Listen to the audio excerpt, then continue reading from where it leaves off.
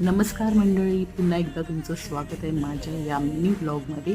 आणि आजचा mini blog थोडासा स्पेशल आहे. ते म्हणजे की आम्ही आज प्रवास करणार आहोत मेट्रोमधून. हा माझा सेकंड प्रवास आहे. मेट्रोमधून प्रवास थोडा कमी होतो आणि लोकल प्रवास असतोच.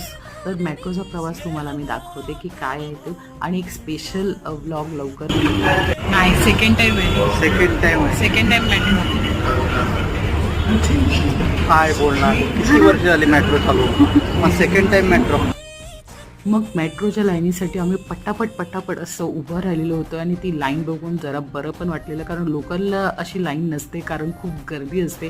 खरंच अशी लोकलला सुद्धा लाईन असली पाहिजे होती. आणि आम्ही बघत होतो की कुठे सीट अवेलेबल आहे का, तर नाही मिळाली आम्हाला. ठीक आहे, तर आम्ही उभं राहिलो आणि मस्तपैकी बाहेरचा व्ह्यू बघत होतो. खूप छान वाटत होतं. तर आमचा प्रवास अंधेरी टू घाटकोपर होता. तर आम्हाला जागृतीनगरला उतरायचं होतं. तिथून